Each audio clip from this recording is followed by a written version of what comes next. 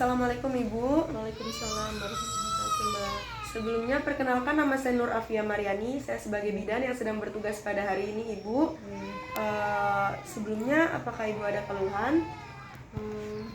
Keluhan selama nikah sih, ibu saya sering kurang tidur.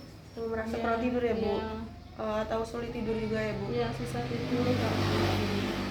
Ini nggak bisa tidurnya karena bayi atau karena apa Bu? Iya, kadangnya kalau bayi pas pipis malam udah digantikan tapi masih nangis aja. Nah itu kadang bikin saya nggak bisa tidur. Tidurnya cuma dikit seperti itu ya Bu?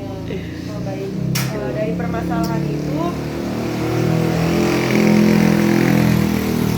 jadi saya akan memberikan parent education kepada Ibu. Tujuannya untuk apa?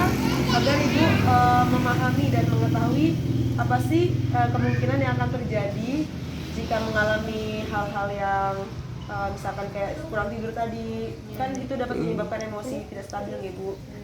Apakah Ibu setuju? Iya. Setuju nggak Bu? Ini mungkin hanya sampai 15 menit kurang. Iya. Saya mulai nggak Bu? Di sini saya akan menjelaskan mengenai tanda gejala dari baby blues, depresi postpartum, dan psikosis Ibu. Yang pertama mengenai tanda gejala dari baby blues, yang pertama ada emosi tidak stabil, kemudian menangis tiba-tiba, kemudian ada lagi cemas berlebih. Dan biasanya baby blues ini terjadi pada minggu pertama Ibu, yaitu pada hari ketiga sampai kelima. Kadang ada yang lebih cepat, yaitu pada hari kedua. Kenapa ini bisa terjadi? Karena biasanya ibu itu tuh merasa bahwa dirinya tuh tidak bisa merawat bayinya, padahal sebenarnya tuh setiap ibu itu mampu untuk mengurus bayinya. Kemudian yang kedua ada tanda gejala dari depresi postpartum. Tanda gejalanya hampir sama, mirip-mirip dengan baby blues tadi. Cuma yang membedakan lagi kalau depresi postpartum ini ibu itu sudah bisa menyukai dirinya sendiri dan bayinya. Kemudian yang ketiga tadi ada tanda gejala dari psikosis Ibu. Untuk tanda gejalanya sama juga seperti baby blues, kemudian depresi postpartum yaitu kayak cemas berlebih. Kemudian kalau psikosis ini ada tambahan yaitu halusinasi Ibu. Kenapa ini bisa terjadi? Karena kalau psikosis ini biasanya terjadi pada ibu yang sebelumnya memang sudah ada gangguan mental, contohnya seperti ODGJ, orang dengan gangguan jiwa. Baik Ibu, mungkin mengenai parent education-nya hanya 3 itu saja. Apakah ada yang ditanyakan? Iya, saya merasa kadang tadi sering nangis ya, maksudnya bawaannya sedih gitu. Iya, tanpa sebab tiba-tiba pengennya nangis gitu. Berarti itu termasuk salah satu itu ya. Ya bisa jadi untuk mendekati ya Bu. Cuma tidak sampai melukai diri kan ya Bu? Ya enggak, cuma itu ya kadang kerasa ya. Baik,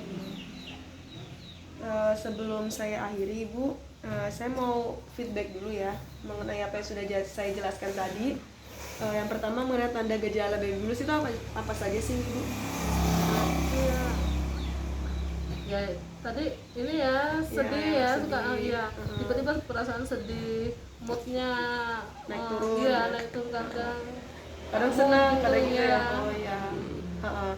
Benar sekali apa yang sudah Ibu sebutkan tadi. Mungkin bisa saya anggap Ibu sudah paham ya Bu. Jikalau nanti misalkan Ibu mengalami hal yang sudah saya sebutkan tadi, tanda gejalanya baik baby blues, depresi postpartum, dan psikosis, bisa langsung hubungi tenaga kesehatan Ibu atau hubungi saya pribadi WhatsApp.